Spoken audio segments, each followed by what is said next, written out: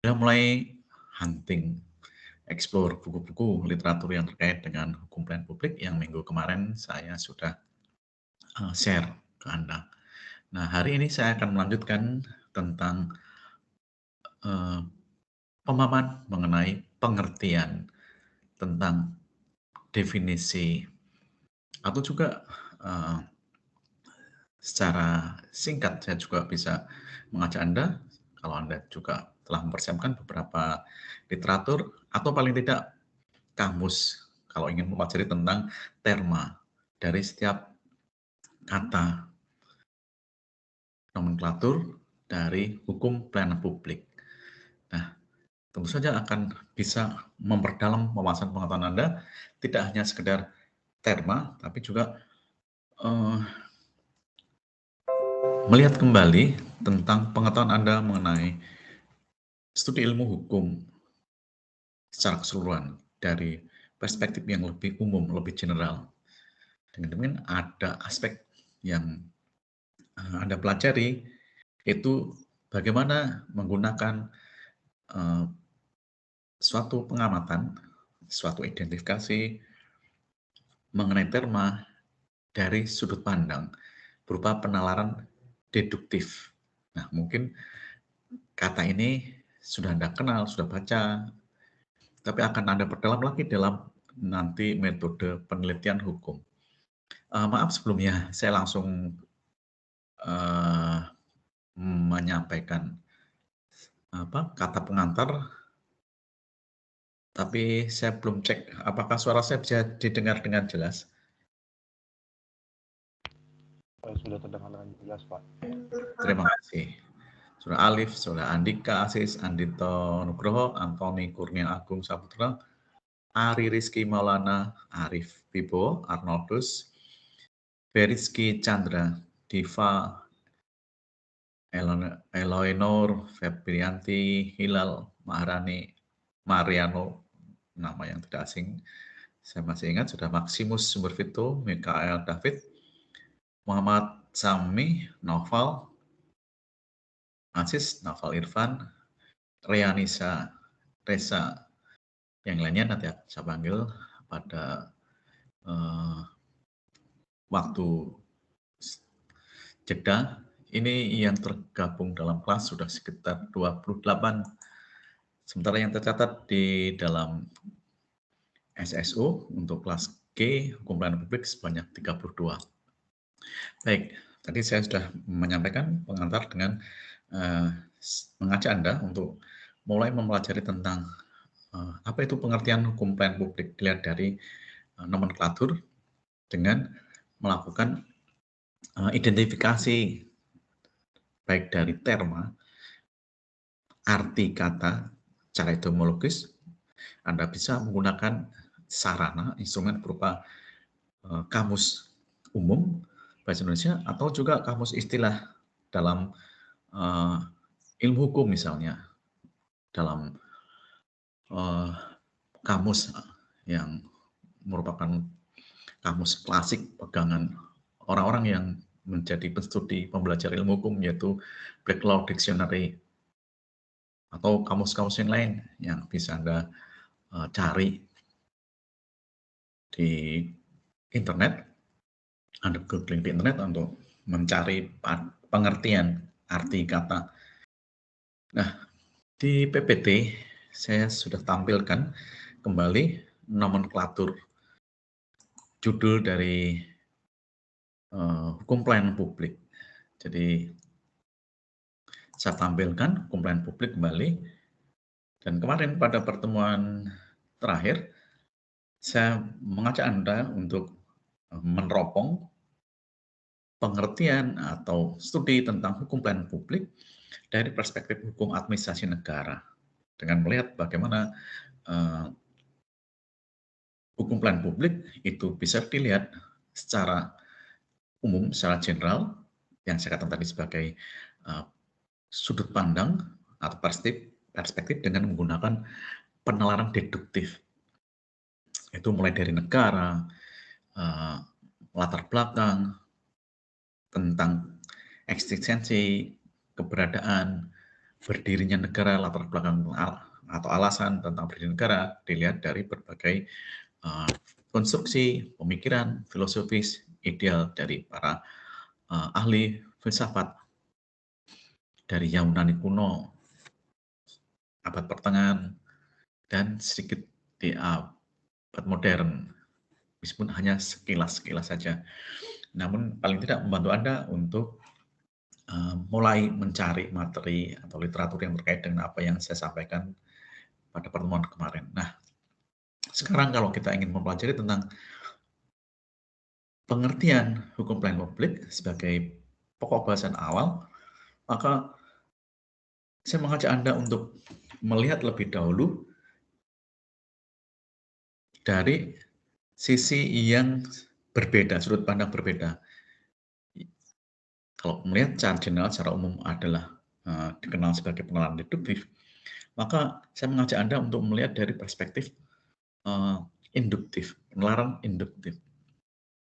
Itu dengan melihat dari apa yang disebut sebagai yuridis praktis. Supaya gampang diingat, saya akan sedikit menjadi pengertian bahwa kalau Anda mempelajari ilmu hukum, Anda itu mempelajari berbagai perspektif dari keseluruhan hukum, ilmu hukum yang terdiri dari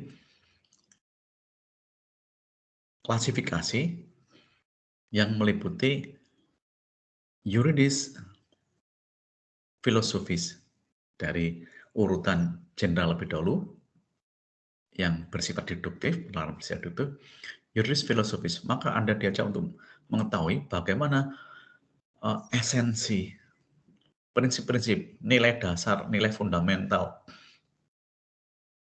atau dengan kata lain, sisi atau perspektif idealita. Nah, sisi idealita itu dasolen apa dasein. Masih ingat nggak istilah itu? Silakan cari lebih dahulu sebelum nanti saya akan jelaskan.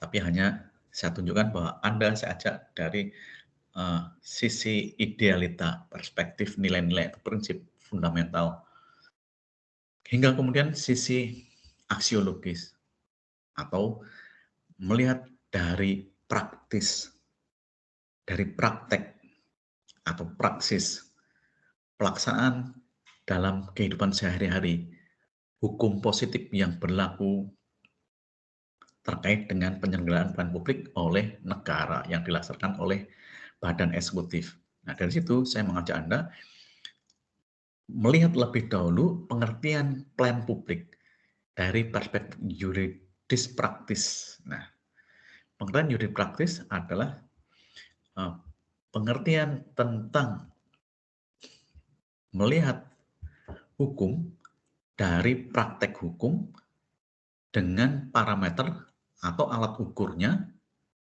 Jadi kalau dilihat dari sisi yuridis praktis, yang saya katakan dari sudut pandang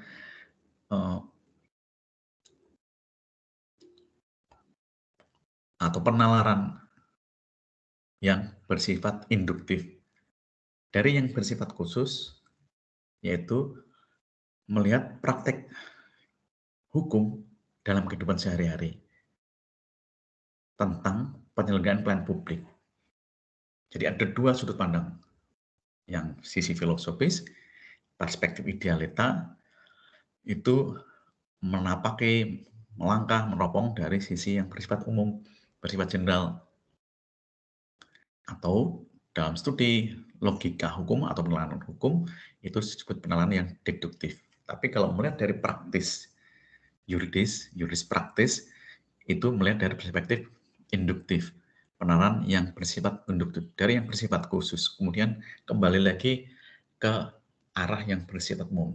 Nah, dari klasifikasinya, maka sebetulnya ilmu hukum itu dikelompokkan, saya katakan tadi, yuridis, filosofis, sisi idealita. Kemudian Anda bisa melihat lagi ke hal-hal yang menjadi landasan bagi argumentasi, bagi penalaran, maupun bagi analisis suatu peristiwa hukum konkret, atau melihat lebih dahulu pijakan argumentasinya untuk melakukan analisis, membedah suatu kasus untuk memberikan solusi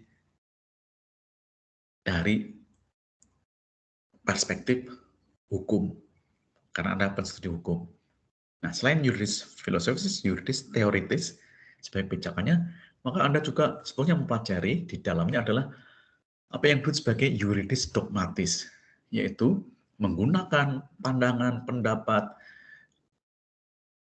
dari para ahli yang sudah diakui, dipercaya, dan diterima oleh para ahli hukum lainnya, sehingga bisa dipakai sebagai landasan baik dalam memberikan deskripsi, memberikan dasar bagi perumusan suatu tesis, suatu pernyataan yang argumentatif dan menulis secara ilmiah,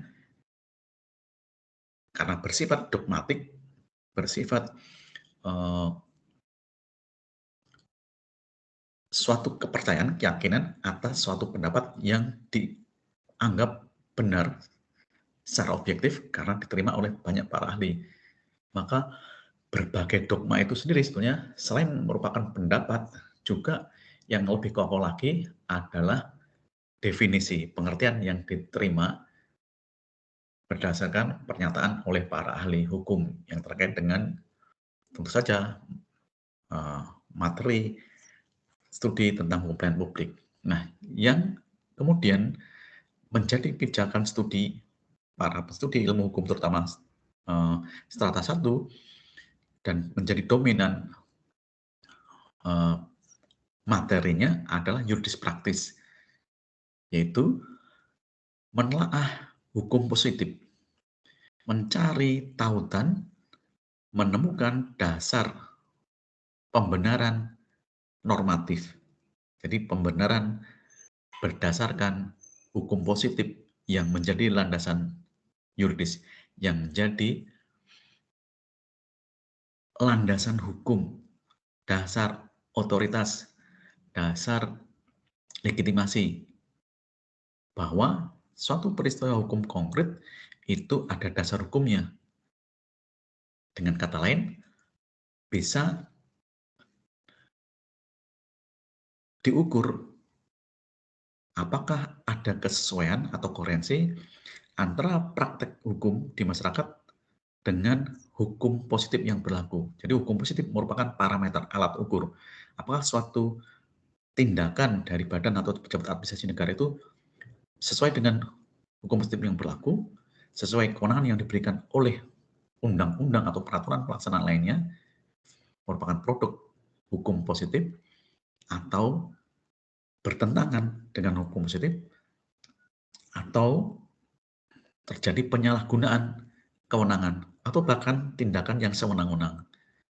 Maka harus ada solusi penyelesaian, mulai dari penegakan hukum secara administratif, prosedur yang harus diselesaikan sendiri oleh entitas, badan, atau jabatan administrasi negara, atau bahkan harus diselesaikan melalui lembaga independen yang akan memutus perkara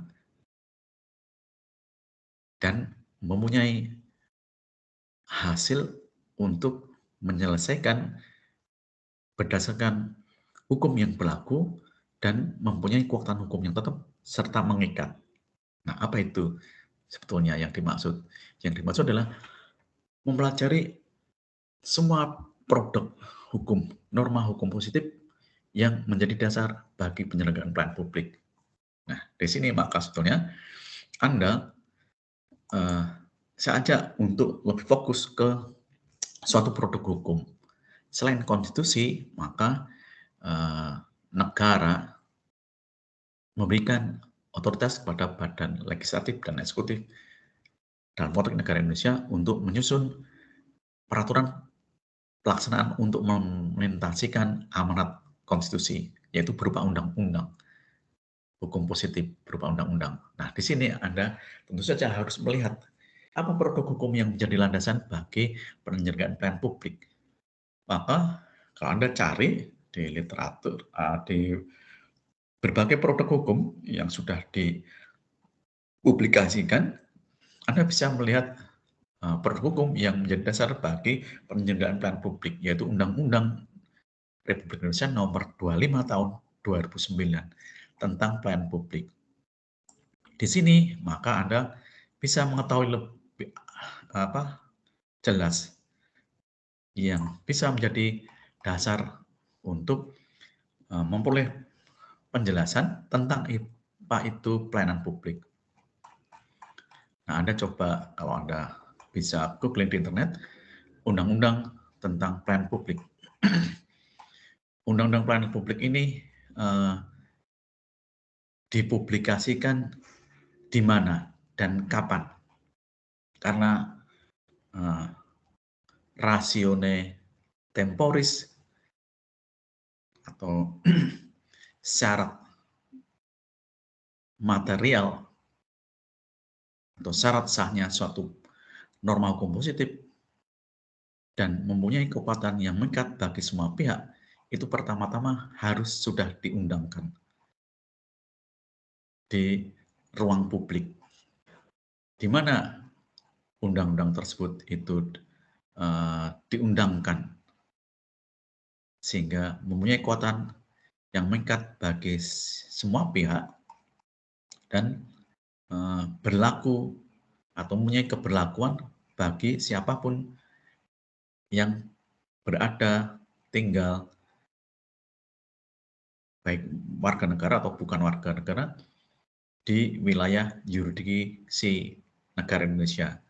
Maka syarat satunya lagi selain ratione temporis adalah syarat keberlakuan untuk suatu wilayah tertentu. Syarat apa itu yang dalam hukum administrasi negara dikenal sebagai apa? Kalau Anda ingat, kira-kira di mana, maksud saya disebut apa ratione loci.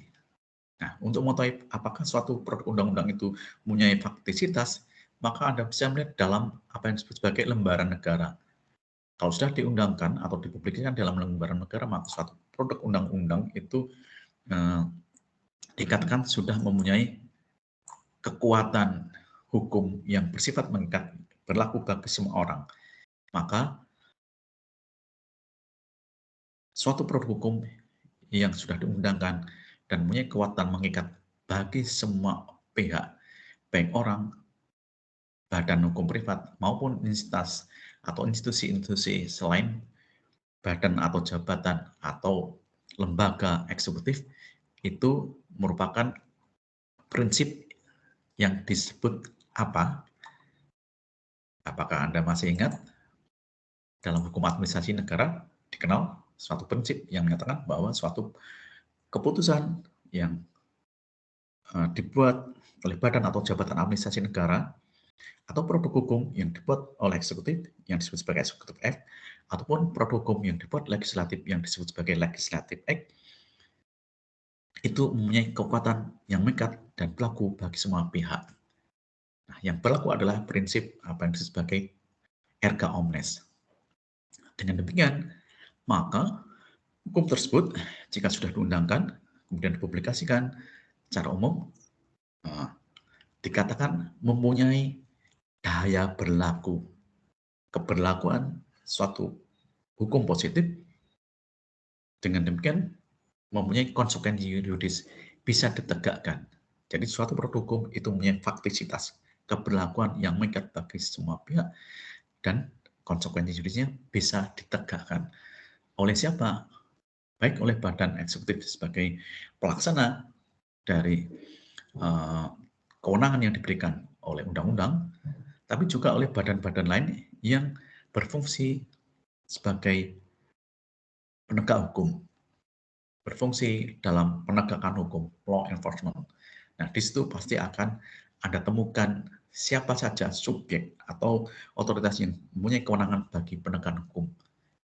Maksud saya, di dalam undang-undang atau hukum positif itulah maka Anda bisa mengetahui bahwa suatu produk hukum itu mempunyai kekuatan mengikat dan bisa ditegakkan dan kewenangan penegakan hukumnya dilakukan oleh badan atau jabatan administrasi negara atau bahkan badan eksekutif yang telah diberi otoritas oleh undang-undang. Nah, kita lihat lebih dahulu seperti yang saya nyatakan tadi, kita mulai mengetahui lebih dahulu tentang pengertian. Saya mengajak Anda melihat dari perspektif juris praktis. Nah, dalam pasal 1, apakah sudah ketemu? Kalau Anda buka di Google, undang-undang tentang pelayanan publik, undang-undang nomor 25 tahun 2009, pada pasal 1, bab 1 ketentuan umum, ayat 1 disebutkan bahwa dalam undang-undang ini yang dimaksud dengan pelayanan publik adalah kegiatan atau rangkaian. Jadi saya pindah lebih dahulu. Membuka undang-undang. Kebetulan saya sudah bisa temukan. Nah, Anda bisa melihat seperti ini. Apakah terlihat? Undang-undang nomor 25 tahun 2009. Nomenklaturnya adalah tentang pelayanan publik. Saya kasih highlight. Undang-undang nomor 9 tahun 25 tahun 2009 tentang pelayanan publik. Maka Anda bisa menemukan pada bab 1 ayat 1 yang dimaksud dengan pelayanan publik adalah kegiatan atau rangkaian kegiatan dalam rangka pemenuhan kebutuhan pelayanan sesuai dengan peraturan perundang-undangan.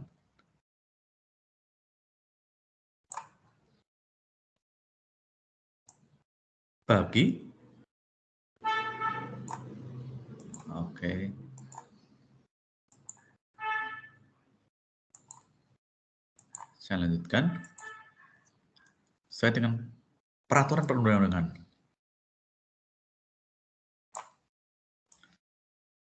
Bagi setiap warga negara dan penduduk atas barang, jasa, dan atau pelayanan administratif yang disediakan oleh penyelenggara pelayanan publik.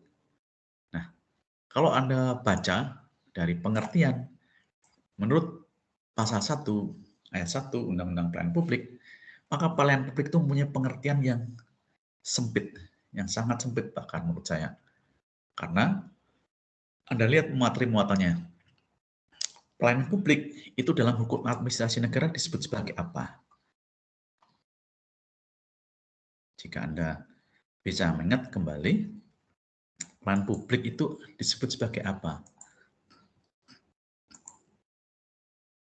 Kalau Anda identifikasi berdasarkan perspektif hukum administrasi, pelayanan publik dikenal sebagai apa? Sambil saya panggil ya di antara Anda. Oke, ini saya yang kemarin sudah sampai yang mana ya? Oke, udah saya melihat. Mikael David, apakah hadir? Mikael David. Hadir, Pak. Hadir, baik. Kalau Anda sudah mempelajari hukum administrasi negara, kata pelayanan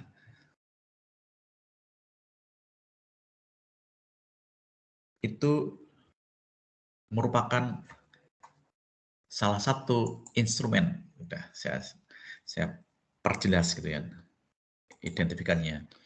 Pelaksanaan bagi eksekutif untuk menyelenggarakan administrasi pemerintahan maupun pelayanan publik. Maka pelayanan lengkapnya pelayanan publik itu bisa dikatakan sebagai instrumen pelaksanaan berupa apa? Dalam hukum administrasi negara.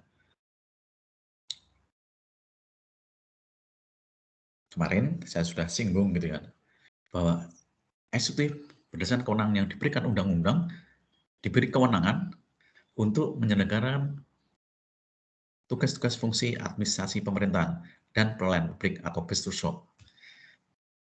Sehingga untuk melaksanakan kewenangan tersebut memperoleh gitu, memerlukan dan menggunakan instrumen yuridis yang disebut sebagai instrumen pelaksanaan penyelenggaraan administrasi negara dan pelayanan publik. Nah, di antaranya ada diskresi kewenangan, apalagi tindakan pemerintahan, head planner atau perencana pelayanan, bahkan sarana hukum keperdataan.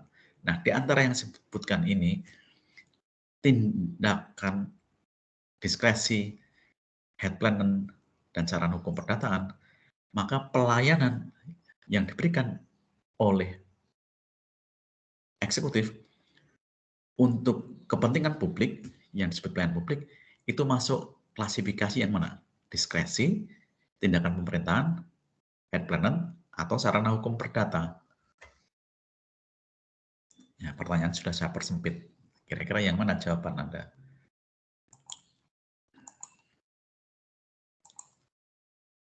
Nah, kalau ya silakan. Atau yang ada yang mau bantu? Tadi sudah saya panggil Michael David, berarti hadir ya. Sudah Alif Alvaro, masuk kategori yang mana? Iya, hadir, Pak. Iya. Kira-kira pelayanan publik itu masuk kategori apa?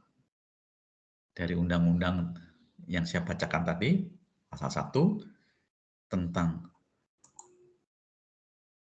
pengertian pelayanan publik. Nah, pelayanan itu sendiri masuk kategori apa dalam instrumen pelaksanaan yuridis pemerintah?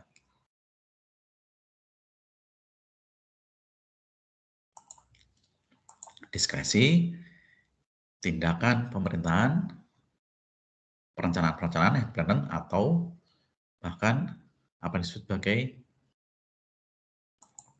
instrumen keperdataan.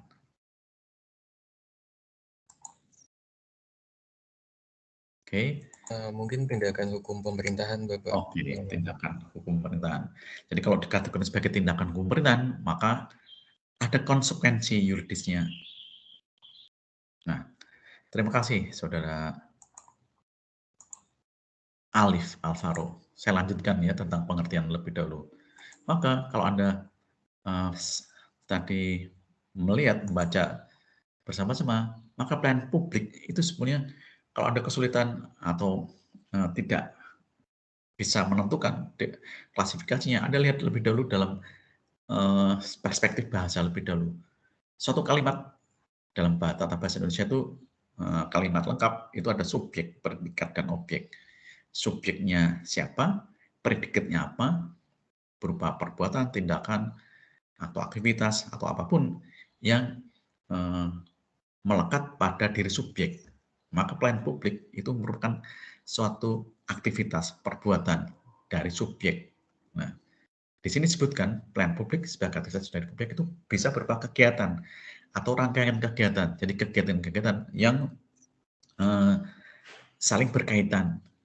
Nah, kegiatan atau rangkaian kegiatan sebagai pelayanan publik itu bisa juga tidak hanya tindakan hukum yang dikatakan oleh Saudara Alif tadi, tapi bisa juga dimulai dari perencanaan-perencanaan atau head planner. Dengan tujuan apa? Untuk pemenuhan kebutuhan pelayanan. Kepada siapa? Kepada publik, kepada warga masyarakat, kepada individu-individu, komunitas masyarakat, sesuai dengan peraturan perundang-undangan. Nah, di sini kalimat sesuai dengan peraturan perundang-undangan itu menunjuk pada landasan yuridis, dasar kewenangan bagi siapa?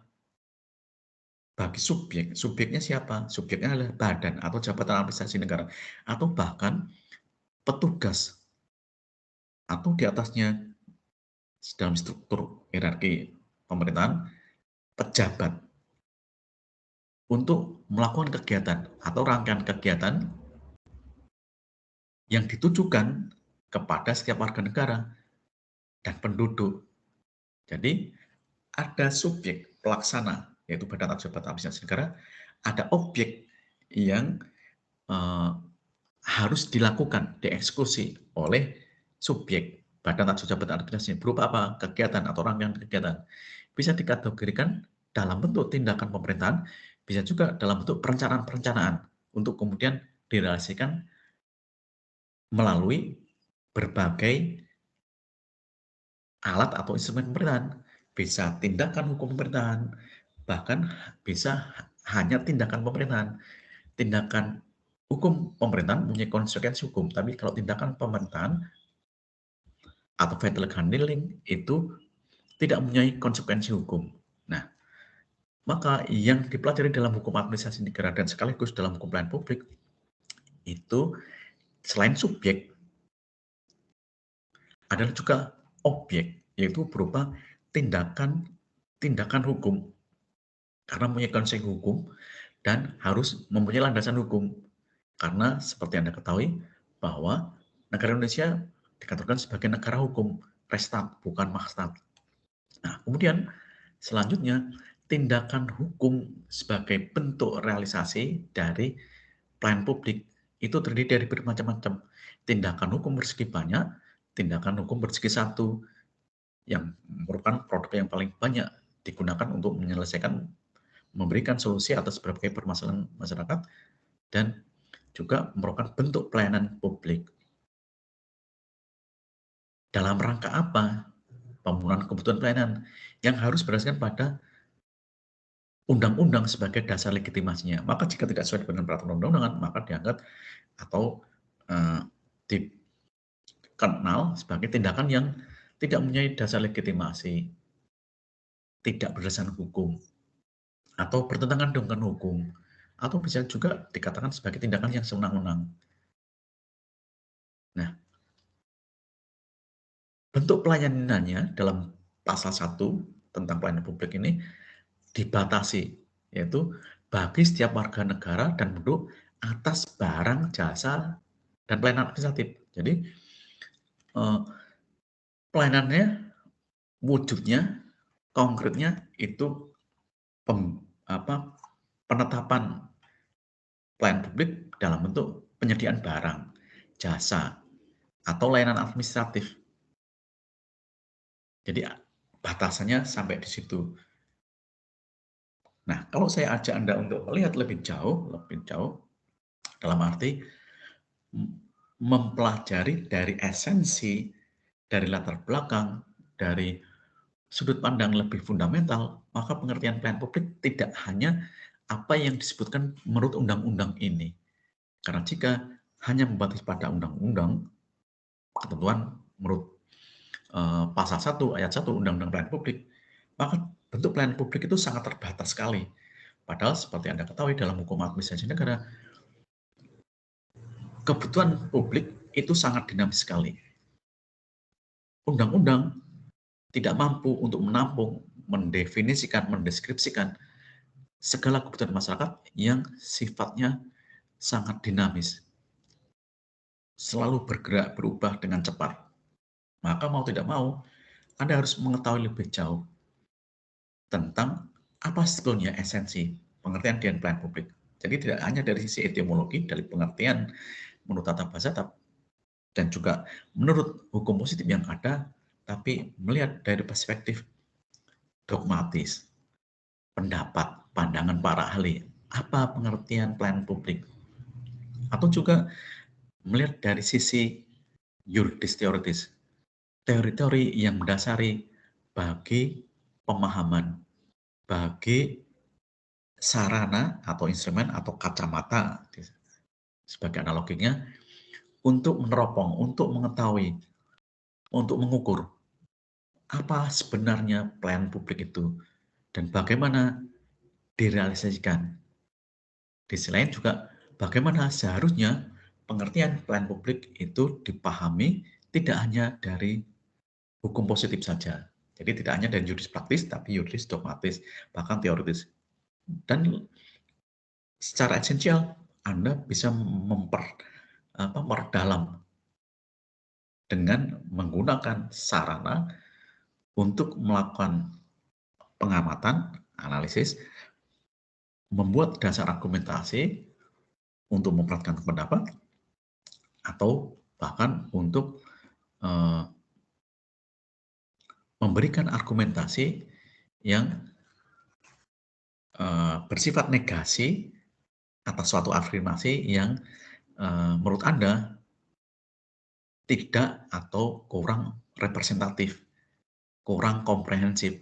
Karena cakupan pelayanan publik ternyata tidak hanya apa yang disebut menurut undang-undang. Nah, dari sini Anda saya ajak untuk berpikir menggunakan logika hukum yang tidak sifatnya berupa deduktif semata-mata atau induktif semata-mata, tapi melihat menggunakan penalaran yang komprehensif, deduktif, induktif, induktif, deduktif, dengan berbagai kajian dengan ruang lingkup studi ilmu hukum secara utuh, tidak hanya yuris praktis, meskipun porsinya yuris praktis dengan mengacu pada undang-undang itu yang paling dominan. Oke, dari sini maka saya ajak Anda untuk melihat kembali tentang pengertian definisi dari hukum pelayanan publik dari berbagai literatur. Nah, saya coba ajak kembali ke PPT. Nah, maka Anda bisa sebetulnya melihat dari nomenklatur itu berangkat atau membedah dari satu persatu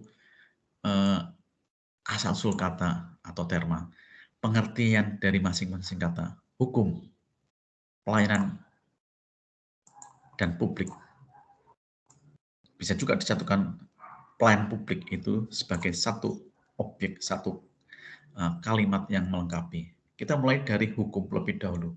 Nah, menurut Anda, maksud saya, menurut yang Anda pahami, yang Anda ingat di memori Anda, sebagai studi ilmu hukum, apa itu hukum?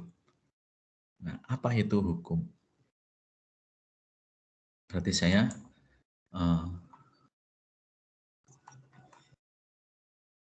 sekaligus ingin mengenal Anda lebih lanjut. Bagaimana tanggapan Anda tentang pengertian hukum? Saudara Davin Satria, apa itu hukum? Suatu ilmu yang Anda pelajari sejak Anda masuk pertama kali di Fakultas Hukum. Bagaimana pemahaman Anda tentang pengertian apa itu hukum? Dengan bahasa Anda sendiri, silahkan Anda bisa deskripsikan. Apakah hadir Saudara Davin?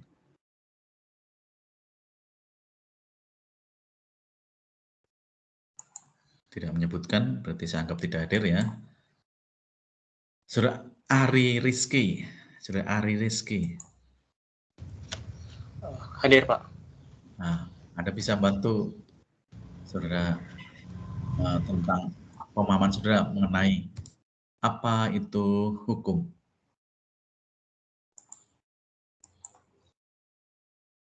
Menurut saya, hukum itu adalah suatu peraturan yang dimana untuk mengatur masyarakat agar menjadi lebih tertib, dengan tujuan untuk mengatur masyarakat agar lebih tertib, yang dimana peraturan tersebut dibentuk oleh lembaga yang berwenang.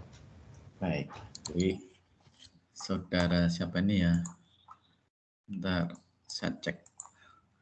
Saudara Ari Rizky ya. Jadi melihat hukum sebagai peraturan yang dibuat oleh lembaga yang berwenang, gitu kan. Nah, dari sini maka sebetulnya sudut pandang yang dipakai oleh Saudara Saudara Ari Rizky itu bisa dikatakan dari perspektif atau melihat dari apa yang disebut sebagai positivisme hukum, atau lebih maju lagi paham yang disebut sebagai neopositivis atau neopositivisme hukum.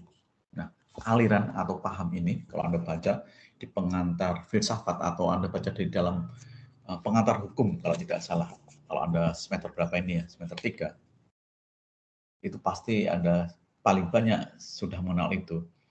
Anda bisa baca lagi, kalau Anda belum ketemu Anda bisa cari-cari lagi, mungkin waktu itu hanya sebatas pengantar pengetahuan saja tentang paham positivis.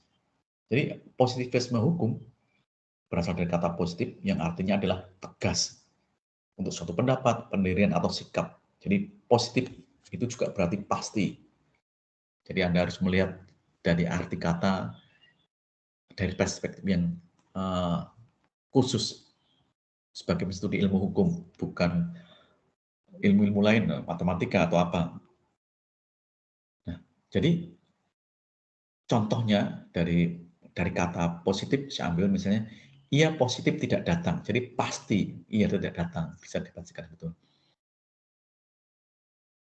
Jadi contoh lain misalnya, he wants a positive answer. Jadi meminta jawaban yang pasti. Apa maksud pengertiannya? Tidak ada interpretasi lain kecuali sebagaimana dinyatakan oleh pernyataan tersebut. Jadi pengertian positif tidak hanya soal pastian dalam beri jawaban, tapi juga jawaban sendiri itu harus pasti atau tegas. Tidak ada interpretasi lain. Bisa juga berarti faktual atau nyata, atau terukur. Apa yang mungkin Anda kenal dapat dibuktikan. Jadi merupakan fakta, faktual. Bukan imajinasi, bukan interpretasi, bukan khayalan, gitu ya, bukan imaterial, apalagi tidak konkret, gitu kan. Nah, maka dalam paham positivisme hukum, norma hukum positif yang tertulis itu menjadi ukuran utamanya. Apa yang tertulis itu yang menjadi ukuran suatu aturan. Nah, itu tadi penjelasan yang ingin saya tambahkan dari pandangan atau dari pernyataan saudara Ari Rizky. Siapa salah satu tokohnya? Salah satu tokohnya adalah Hans Kelsen yang terkenal dengan ajaran hukum murni, Reine Ressler, atau pure theory of law. Menurut pandangan Hans Kelsen ini, hukum itu harus dibersihkan, dimurniakan dari semua unsur yang bersifat hukum, misalnya psikologi, agama, atau moral. Jadi hanya hukum saja, substansi hukum positif tertulis itu ya hanya mengenai hukum atau aturan yang tertulis. Jadi ada ukuran berupa validitas. Jadi valid, tepat, pasti tentang keberlakuannya, tidak tergantung pada unsur lain kecuali hanya hukum.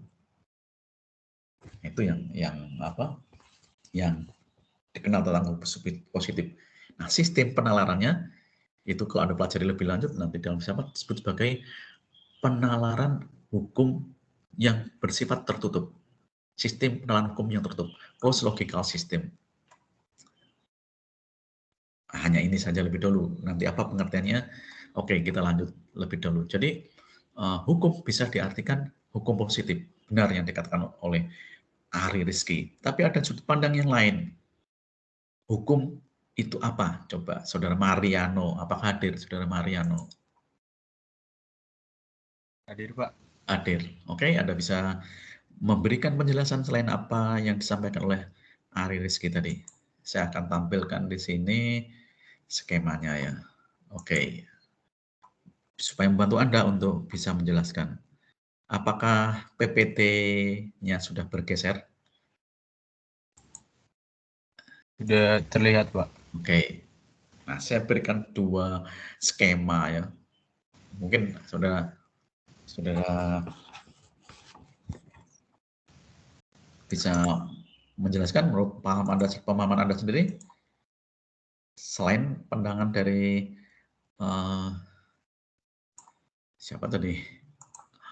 Saudara Ari, Saudara Mariano sekarang bisa menjelaskan hukum itu bisa diartikan lain selain hukum positif.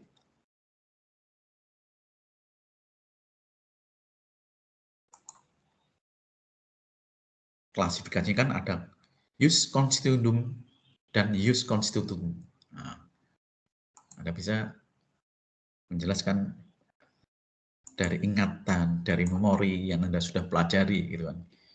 Kalau jus constituendum adalah yang dimaksud itu hukum alam, hukum kodrat, Salah satu penggagasnya adalah Thomas Aquinas.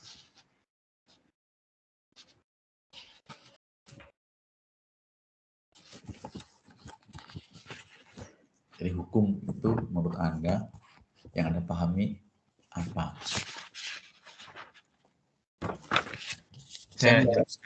Silakan ya. Siapa ini ya? Kalau yang ius constitutum itu kan tadi berlaku hukum positif yang berlaku saat ini. Kalau natural itu ius constituendum itu yang dicita-citakan, Pak. Berarti Anda bisa menjelaskan menurut perspektif yang Anda ketahui, hukum itu bisa dalam arti apa saja kalau Anda dari dua penjelasan Anda tadi? Oke, berarti ada suatu hukum yang sifatnya dalam bentuk norma di sini khususnya dan juga dalam bentuk nilai yang ada. Dalam artian di sini bisa tertulis maupun tidak tertulis, Pak. Living law gitu, Pak. Bisa. Baik, terima kasih. Jadi cakupannya sangat luas gitu. Nah, dengan demikian maka sebetulnya kalau Anda belajar tentang hukum pelayanan publik, hukum yang dimaksud ini bisa dalam arti hukum positif, hukum yang tertulis, aturan yang tertulis, norma hukum tertulis yang dibuat negara, tapi juga bisa dilihat dari perspektif yang lebih luas cakupannya. Maksud saya ke situ arahnya, gitu kan. Maka seperti yang Anda katakan tadi, sebetulnya hukum itu tidak hanya, gitu kan, dalam arti hukum tertulis, hukum positif, ius constitutum, tapi juga hukum yang tidak tertulis yang merupakan sumber dari hukum positif karena cakupannya sangat luas. Hukum yang hidup dalam masyarakat. Nah, dengan demikian maka sebetulnya Anda bisa melihat dari kacamata yang sangat luas. Apakah hukum hanya bersifat tertulis saja? Ataukah yang dimaksud adalah nilai keadilan? Suatu pemahaman, pengertian yang bersifat esensial. Hukum tidak hanya bersifat tertulis saja. Maka Anda bisa melihat dari berbagai pendapat. Mulai dari Platon, Aristoteles, abad pertengahan yang saya terkenal, yaitu yang disampaikan oleh Thomas Aquinas. Kemudian berkembang lagi neopositivisme, di antara menurut Lon L. Fuller, atau juga pengikut yang lainnya, H.L. Ahart. Namun demikian Anda harus ingat bahwa hukum itu kalau dilihat dari akar katanya, atau di sisi lain kalau Anda lihat di dalam sisi etimologis, hukum yang digunakan pengertian atau kata hukum itu kalau dilihat dari akar katanya sebenarnya diambil dari sebuah kata dalam bahasa Arab gitu, al-hukmu yang berarti peraturan, yang kata kerjanya adalah hakama yang berarti memutus atau memisah. Jadi hakama atau hukum yang kita gunakan, istilah yang kita gunakan sekarang yang akar kata kerjanya itu dari bahasa Arab itu mengandung pengertian yaitu berupa wewenang, kekuasaan, kewibawaan, dan lebih substansial lagi berupa keadilan. Maka berangkat dari asal usul kata tersebut, hukum itu peraturan yang digunakan untuk memutus atau memisah cara berwibawa. Jadi berangkat dari adanya otoritas, kewenangan, dan hasilnya, konklusinya itu harus memuat nilai-nilai keadilan. Nah, dengan demikian, maka sebetulnya meskipun Anda melihat pengertian hukum dalam arti hukum positif, maka hasilnya solusi yang diberikan oleh hukum sebagai alat atau instrumen dalam menyelesaikan masalah itu harus memenuhi aspek-aspek keadilan. Apa aspek-aspek keadilan? Nah, maka Anda harus kembali mempelajari pengertian dasar tentang apa itu hukum menurut perspektif hukum privat, hukum publik, hukum administrasi negara, pengantar hukum, filsafat hukum, atau pengantar ilmu hukum. Karena pada dasarnya kalau dilihat gitu kan, hukum secara etimologis itu seharusnya adil atau dasolen. Jadi nilai-nilai idealitanya, perspektif idealitanya, dasolennya, hukum itu ukurannya adil. Adil itu sendiri sebenarnya kalau Anda pelajari kan bisa melihat bahwa keadilan yang bersifat formal, keadilan yang bersifat substansial. Keadilan formal itu bagaimana? Keadilan substansial bagaimana? Saya tidak jelaskan secara detail di sini, tapi Anda paling tidak masih bisa mengingat kembali apa pengertian adil dari perspektif yang berbeda-beda. Nah, maka sebetulnya hukum yang seharusnya adil sebagai dasolen, gitu. Karena pada dasarnya kalau dilihat dari akar kata bahasa Latin, ius itu berangkat dari kata justisia. Maka hukum pertama-tama tidak hanya peraturan belaka atau teks peraturan norma, tapi juga harus mempunyai nilai keadilan. Nah, di sini maka Anda memerlukan untuk mengetahui untuk menentukan parameter tentang nilai-nilai yang dimaksud sebagai adil atau keadilan itu. Maka yang bekerja, yang Anda bisa jadikan dasar argumentasi adalah perspektif yang disebut sebagai natural law. Karena melihat dari dasolen yang seharusnya, yang ideal itu seperti apa. Maka Anda harus buka-buka lagi, buka-buka buku, buka-buka literatur. Gitu. Mulai dari paham Stoa yang mengangkat tentang apa itu nilai keadilan. Juga Aristoteles sudah punya retorik dan etik. Retorika dan etika. Anda mungkin bisa baca bahasa Indonesianya, terjemahan dalam bahasa Indonesianya, yang kemarin juga saya singgung bahwa suatu negara itu harus memenuhi etika yang disebut sebagai etika Nikomacheia. Jadi ukuran tentang tugas, tanggung jawab, dan fungsi negara berangkat dari etika Nikomacheia yang disampaikan oleh Aristoteles itu melihat hukum dari perspektif hukum alam, hukum kodrat. Karena hukum menurut Aristoteles dibagi menjadi yang bersifat umum dan yang bersifat khusus, konvensional. Kalau yang bersifat umum, pada dasarnya hukum kodrat, hukum alam, itu demi manusia dan nilai-nilai kemanusiaan.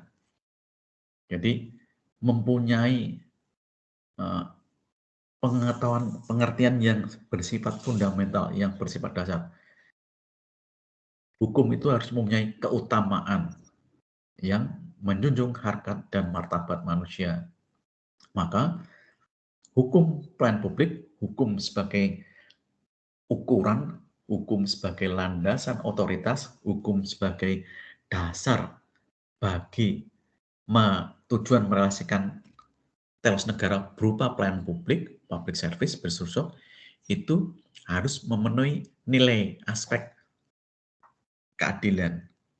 Maka kalau Anda lihat dari definisinya, dalam pasal 1, kembali lagi pasal 1, ayat 1 Undang-Undang Pelayanan Publik, jelas tidak menyebutkan sama sekali, karena pengertian atau kata adil, karena merupakan hukum positif yang pengertiannya sangat terbatas.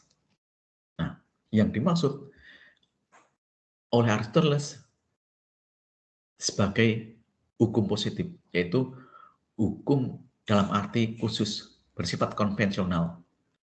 Maka yang terpenuhi dalam pasal 1 rumusan dari Undang-Undang Pelayanan Publik tentang pelayanan publik itu adalah aspek atau materi muatan yang dimaksud Aristoteles sebagai pengertian hukum yang khusus, konvensional, yaitu hukum positif. Jadi, jika Anda kaitkan dengan nilai-nilai yang berlaku umum atau keadilan yang bersifat publik, civil justice, ya, maka sebetulnya ada esensi lain, yaitu apa yang disebut sebagai etika. Jadi menentukan nilai tentang baik, buruk, benar, dan salah, tidak berangkat dari hukum positif, tapi berangkat dari hukum kodrat atau jus constituendum. yaitu mengatur hubungan setara antara warga negara secara seimbang oleh negara yang pelaksanaannya dilakukan atau kewenangannya diberikan pada eksekutif yang terdiri atas badan-badan atau jabatan administratif untuk menjalankan pelayanan publik. Nah, dengan demikian, maka kembali lagi mau tidak mau harus ada hukum positif yang menjadi dasar otoritas, dasar legitimasi untuk memberikan kepastian, nilai-nilai kepastian. Nah, itu sudah masuk pada paham positivisme hukum. Jadi, nilai keadilan, apapun ukurannya, karena masih sifat abstrak, itu harus dijamin oleh hukum positif, oleh hukum yang bersifat umum. Jadi gagasan Aristoteles itu pada dasarnya berbeda dari positivisme hukum mengenai keadilan. Karena ukuran keadilan dalam hukum positif itu apa yang tertulis dalam norma hukum yang dibuat, yang tertulis, yang positif, yang dibuat oleh negara. Nah, itulah sudut pandang yang lebih luas cakupannya tentang pengertian pelayanan publik dari apa yang disebutkan oleh undang-undang pelayanan publik dibandingkan dengan kalau Anda pelajari pengertian pelayanan publik dari perspektif hukum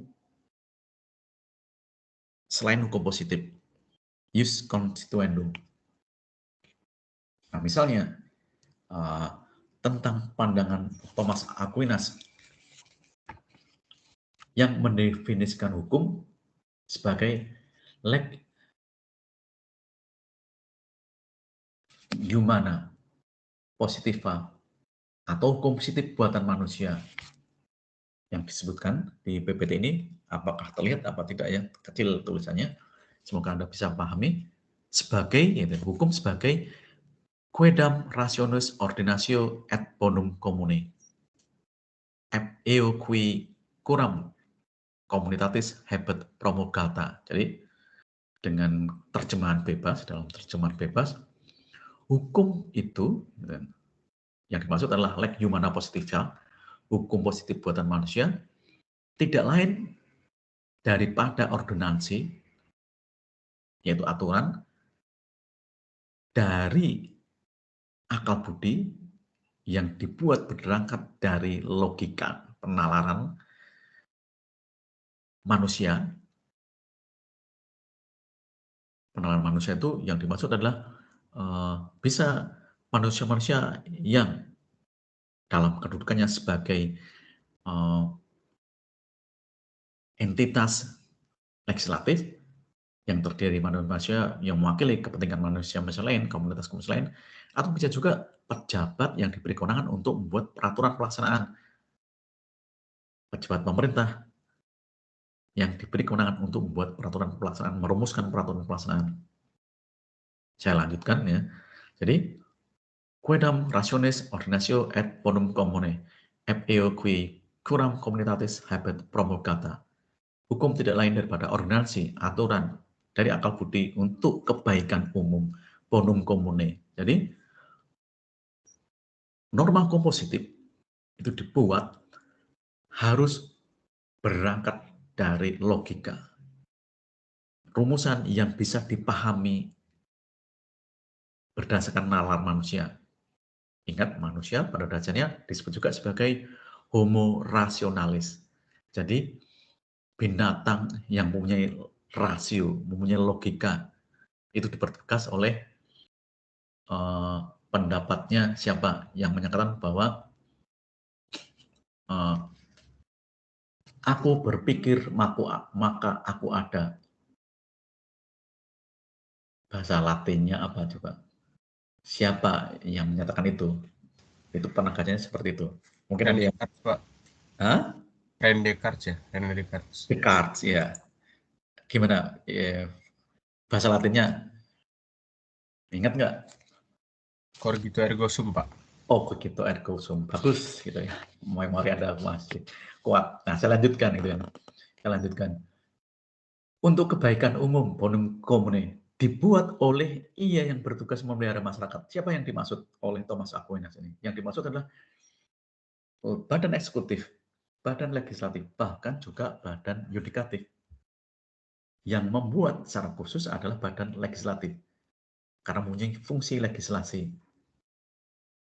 Memelihara masyarakat yang dimaksud adalah eksekutif, yang diberi kewenangan undang-undang untuk merealisasikan telos negara dan diumumkan.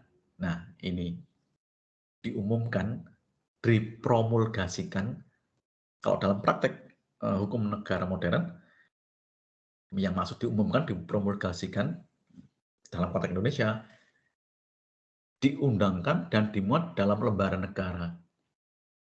Jadi kalau dalam bahasa lebih umum misalnya, pendapat atau definisi hukum menurut Thomas Aquinas ini seperti ini. Hukum adalah aturan akal budi demi kebaikan umum, dibuat dan diumumkan oleh yang bertugas memelihara masyarakat. Jadi pengertian ini sangat fleksibel, jadi masih relevan sampai kini bisa digunakan di Indonesia. Jadi hukum sebagai aturan itu harus masuk akal, harus rasional, bukan yang bertentangan, menjungkir balikan logika manusia. Karena harus bersifat umum, jadi karakteristik hukum itu selain abstrak bersifat umum dan mempunyai tujuan demi kebaikan umum, bonum publicum, bonum comune, kesejahteraan bersama, bukan demi kepentingan individu, kelompok atau golongan tertentu. Dan tentu saja dipromulgasikan oleh pihak berwenang agar semua orang tahu dan mempunyai kekuatan yang mengikat berdasarkan prinsip erga omnes. Tentu saja konsekuensi hukumnya adalah mempunyai faktisitas, bisa diberlakukan dan berlaku bagi semua orang. Nah, ada pandang-pandang lain sebenarnya yang Anda bisa pelajari, misalnya dari Lon L. Fuller, ada juga baca dari pandangan Heilhard, tapi sedikit banyak saya sudah menjelaskan. Kalau Anda pelajari tentang hukum pelayanan publik, tidak cukup hanya pengertian dalam arti hukum positif, karena pada dasarnya dari nomenklatur, berangkat dari pengertian akar kata hingga pada definisi menurut para ahli filsuf, dengan melihat dari perspektif filsafat hukum, maka hukum pelayanan publik kalau dilihat itu memperhatikan bahwa hukum sebagai landasan bagi penyelenggaraan pelayanan publik. Hukum tidak dalam arti sempit saja, yaitu hukum positif, tapi juga dalam arti yang lebih luas. Tidak hanya berupa jus constitutum, tapi juga jus constituendum. Maka peranan sebagai kewenangan yang dimiliki oleh badan atau jabatan administrasi negara, yaitu eksekutif, tidak hanya dalam bentuk tindakan hukum, atau bahkan tindakan nyata, tindakan yang tidak atau bukan tindakan hukum, yang tidak mempunyai konsekuensi hukum. Bahkan bisa juga dalam bentuk head planner, berupa perencanaan-perencanaan. Bisa juga dalam bentuk diskresi kewenangan, yang menjadi dasar bagi adanya kewenangan untuk membuat pengaturan, peraturan, regling dan recurring, berupa Blitzregel, peraturan kebijaksanaan, berupa peraturan regling, berupa keputusan atau beseking.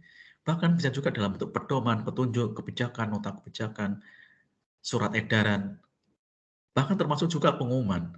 Misalnya, pengumuman untuk menetapkan suatu wilayah itu masuk dalam kategori level 4, level 3, level 2, level 1 untuk pencegahan penyebaran pandemi COVID-19. Itu merupakan bentuk pelayanan publik, tapi berupa pengumuman. Tapi bisa juga dalam peraturan di bawah undang-undang yang dibuat oleh eksekutif, disebut sebagai Executive Act. Jadi cakupannya luas. Kalau Anda memahami hukum pelayanan publik, tidak hanya dari perspektif jus constitutum saja, apa yang disebutkan dalam undang-undang saja, terutama dalam pasal 1, ayat 1, Undang-Undang tentang Pelayanan Publik, Undang-Undang nomor 25 tahun 2009. Nah, pemahaman ini sebetulnya menurut saya dalam pasal 1 ayat 1 tentang pengertian pelayanan publik, Anda bisa pahami dalam perspektif yang lebih luas. Dari mana Anda bisa memahaminya? Bahwa suatu pengertian pelayanan publik meskipun diatur dalam suatu undang-undang, dalam rumusan yang sifatnya terbatas, sebagaimana karakteristik dari ius constitutum, hukum positif, itu bisa mempunyai pengertian yang cakupannya lebih luas daripada hanya disebutkan pasal-pasal atau pasal 1 ayat 1 Undang-Undang Nomor 25 tahun 2009. Anda melihat dari konsideran. Dalam konsideran itu sebenarnya mengandung nilai-nilai filosofis. Misalnya pada deskripsi, pernyataan dalam pertimbangan Undang-Undang Nomor 25 tahun 2009 disebutkan bahwa negara berkewajiban melayani setiap warga negara dan penduduk untuk memenuhi hak dan kebutuhan dasar. Di sini menyebutkan bahwa negara itu mempunyai tanggung jawab dan fungsi, mempunyai kewajiban untuk merealisasikan telos negara, yaitu apa? Pemenuhan hak dan kebutuhan dasar. Yang dimaksud adalah hak fundamental, hak asasi manusia dalam konteks pelayanan publik yang merupakan amanat Undang-Undang Dasar 45. Jadi dasar pertimbangan ini sebenarnya menarik dari penalaran yang sifatnya deduktif ke penalaran yang sifatnya induktif ke deduktif. Karena dalam pertimbangan huruf A itu merupakan dasar filosofis. Dimulai dari pasal dari undang-undang yang tujuannya adalah untuk merealisasikan atau melaksanakan atau menjadi dasar legitimasi bagi negara untuk memenuhi kewajiban melayani setiap warga negara. Nah, tujuannya untuk merealisasikan telos negara, yaitu pemenuhan hak dan kebutuhan dasar. Jadi hak fundamental yang dimiliki oleh masyarakat. Sebagaimana dirumuskan dalam konstitusi, dalam Undang-Undang Dasar 45, yang merupakan rumusan yang bersifat konstitutif, memperoleh legitimasi dari negara, dari masyarakat, sehingga negara itu mempunyai kekuasaan, kedaulatan, kewenangan untuk merumuskan dalam konstitusi. Nah, pada berikutnya huruf B disebutkan bahwa untuk bangun kepercayaan masyarakat atas pelayanan publik yang dilakukan oleh penyelenggara pelayanan publik merupakan kegiatan yang harus dilakukan seiring dengan harapan dan tuntutan seluruh warga masyarakat. Jadi bisa kalau dilihat dari perspektif gitu, teori negara demokratis, maka sebetulnya ada dukungan dari seluruh warga masyarakat, entah itu kehendak baik, ya, motivasi untuk hidup baik, Platon, Aristoteles, kalau saya sebutkan satu-satu berangkat dari gagasan secara teoritik, atau misalnya John Locke berangkat dari suara mayoritas berupa secondary treaty atau pactum subjectionis, atau juga menurut pandangan Jean-Jacques Rousseau, yaitu berdasarkan legitimasinya berdasarkan adanya volonté generale dari gabungan volonté particulare. Jadi sebetulnya alur berpikir Anda sebagai mahasiswa hukum bahkan untuk merumuskan dalam bentuk abstraksi suatu produk undang-undang itu harus mempunyai penalaran gitu ya, logika hukum yang sistematis dan cakupan yang komprehensif dengan tidak meninggalkan semua pengetahuan yang Anda peroleh sejak Anda pelajari mata kuliah dasar hingga nanti Anda selesai kuliah ilmu hukum. Semua mata kuliah Anda tempuh dan Anda bisa mengkonstruksikan logika hukum sesuai dengan syarat sebagai penalaran yang bersifat ilmiah. Buktinya apa? Di dalam penulisan hukum. Nah, jadi itu sedikit tentang pengertian hukum. Kalau Anda pahami satu persatu dari nomenklatur mata kuliah hukum pelayanan publik. Saya tidak sebutkan tentang ini jam berapa nih? Wah, nanti kalau lewat sebentar ya, saya cek dulu. Kemarin di kelas lain presensinya jadi terlambat. 9.55, sekarang 9.37, jadi kurang sekitar 15 menitan. Oke, saya akhiri dulu ya. Ternyata waktunya cepat. Kalau menurut saya loh ya, kalau menurut saya yang ngomong sendirian di sini, menurut saya cepat. Tapi kalau Anda mendengarkan, mungkin juga membosankan, saya tidak tahu. Maka pada pertemuan berikutnya, saya meminta Anda untuk aktif, berinteraksi, berkomunikasi, menyampaikan pendapat juga dengan topik yang belum saya selesaikan di sini. Ya, di skema ini masih yang digunakan. Saya langsung QR code-nya ya, Anda supaya tidak terlewat. Aduh, sebentar lagi ya juga harus memberi kuliah. Selisih 5 menit, jadi tolong Anda cepat QR code kuliah. Oke, baik, silahkan Anda cek apakah QR code-nya ini masih berfungsi. Ada scan untuk bukti kehadiran Anda dalam plan. Sudah masuk, ada 9 orang. Maka dengan sendirinya sambil menunggu waktu sekitar 13 menit buat Anda yang belum scan QR code, saya akhiri kuliah hukum pelayanan publik pada hari ini dengan materi hingga sampai pada pengertian hukum dalam konteks nomenklatur hukum pelayanan publik hingga pada pandangan Thomas Aquinas melihat hukum dalam arti jus constituendum, natural law. Untuk pertemuan berikutnya, silahkan nanti Anda sambil dibaca dari sudut pandang hukum positif jus constituendum menurut Lon L. Fuller, Saint-Simon, Auguste Comte, J. Augustine, Hans Kelsen, dan H.L. Hart. Saya sudah beri panduan sedikit di sini, nanti untuk melanjutkan apa itu publik dan ruang publik. Anda bisa membedakan suatu pelayanan itu bersifat privat dan juga bersifat publik. Maka di situ Anda akan mengetahui parameter apakah pelayanan yang diberikan itu bersifat publik untuk kepentingan umum atau untuk kepentingan privat individual. Oke, terima kasih. Saya akhiri kuliah hari ini. Selamat pagi, tetap semangat, jaga kesehatan, tertib protokol, dan silakan belajar mandiri untuk mengejar masa depan yang menjadi pondasi kesuksesan Anda. Assalamualaikum warahmatullahi wabarakatuh. Salam sejahtera untuk semua. Sampai ketemu pada pertemuan berikutnya. Sampai jumpa. Terima kasih. Waalaikumsalam. Terima kasih, Pak. Terima kasih, Pak. Sama-sama. Terima kasih, Pak. Terima kasih kembali. Terima kasih, Pak. Sehat selalu. Amin.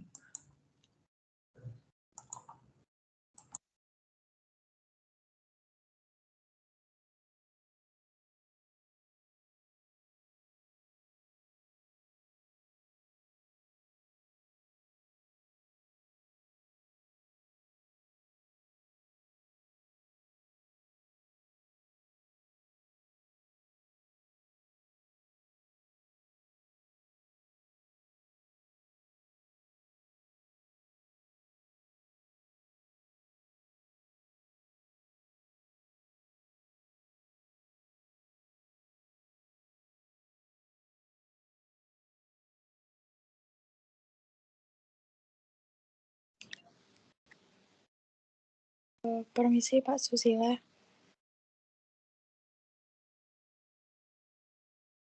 Iya, Saudara Maharani, bagaimana? Ya, saya ada kendala di absen. Oke ya, saya coba cek, ditunggu sebentar. Semoga saya masih bisa akses presensi Anda ya. 41. Aduh, sebentar. Sepertinya ya, saya sudah tidak bisa mengakses lagi, tapi ditunggu aja nanti ya, sebentar. Kalau Anda masih ada kesulitan untuk akses presensi itu, kontak saya lewat koordinator kelas kalau ada. Kalau tidak, kontak via WA saya di nomor 0813 25 52 5214, nanti Anda kirimkan screenshot dari saya untuk proses presensi di bagian akademik. Jadi panjang prosesnya karena saya sepertinya tidak bisa mengakses. Tapi saya tunggu Anda bisa kirimkan jika tidak ada perubahan presensi ya. Nanti ini kan saya nunggu sampai sekitar 10 menit lagi, jadi panjang. Jadi 10 menit lagi itu jika tidak ada perubahan di presensi Anda kontak via WA ke saya, ke nomor saya tadi 081325525214 atau ke koordinator kelas. Saya lupa koordinator kelas. Hukum pelayanan publik sudah ada atau belum ini ya? Oke, gitu ya dari saya. Ya. Baik Pak, terima kasih ya Pak. Baik, sama-sama.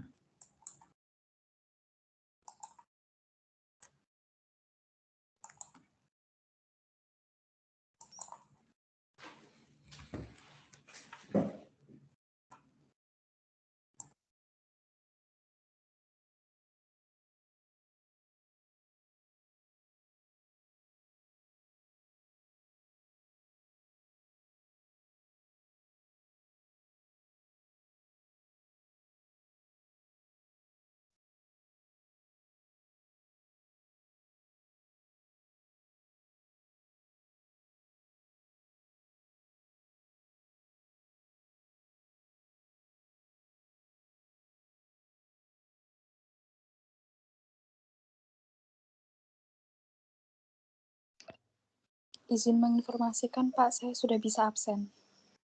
Oke, berarti proses itu ya di internetnya. Ya, terima kasih. Terima kasih. Sama-sama.